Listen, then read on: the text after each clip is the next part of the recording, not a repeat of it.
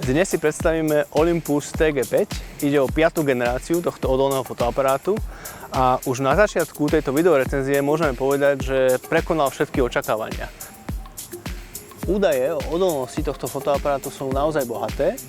Tento fotoaparát zvládne ponor až do 15 metrov, vydrží tlak až 100 kg, môže vám spadnúť z výšky cez 2 metre a pokiaľ by ste boli v nejakom mrazivom prostredí, tak úplne v poriadku môžete fotografovať až do minus 10 stupňov Celzia.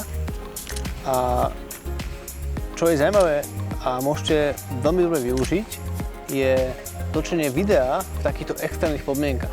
Tento fotoaparát dokonca zvláda natáčať video až v rozlíšení 4K a pokiaľ by ste chceli fotografovať alebo točiť video tzv. Slow motion, spomalené zábery, tak v rozlíšení Full HD zvláda až 120 snímkov za sekundu, čo naozaj excelentne dokáže vystihnúť také tie zaujímavé spomalené zábery pri rôznych scénách.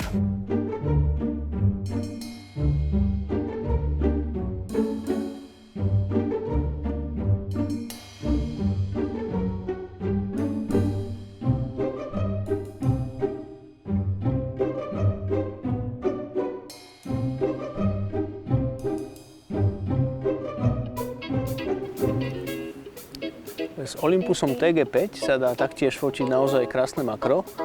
Má úžasnú možnosť priblíženia a je možné fotografovať až 1 cm od objektu.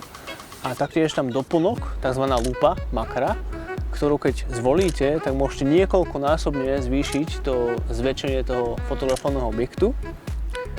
Ďalšou výbornou funkciou je funkcia Pro Capture a tá funguje tak, že fotoaparát exponuje už pred stačením spúšte niekoľko záberov a taktiež po stačení spúšte niekoľko záberov. A tým pádom môžete zachytiť také efekty ako padajúca kvapka alebo rôzne iné zábery, kde potrebujete zachytiť rýchly pohyb.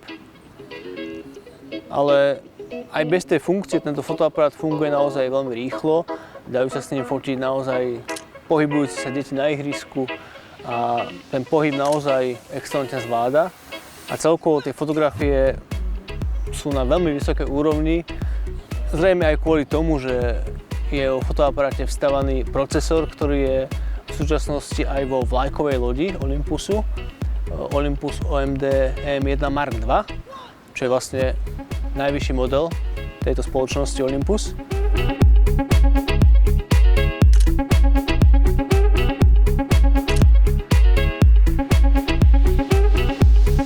Výhodou tohto fotoaparátu je to, že môžete s fotoaparátom fotiť naozaj širokú škálu záberov, od extrémnych záberov, či už športu, alebo záberov, kde je naozaj zlé počasie, kde prší, pri vodopádoch, v jaskyniach, až po bežnú rodinnú fotografiu, fotografovanie detí ako behajú, rôznych dovoleniek a už postupujú na takú úroveň, že si fotografie môžete vytlačiť na plátno a vychutnať si každý detail na veľkom formáte. Podrobnejšiu recenziu o tomto odolnom a kvalitnom fotoaparáte si už tradične môžete prečítať na našom blogu.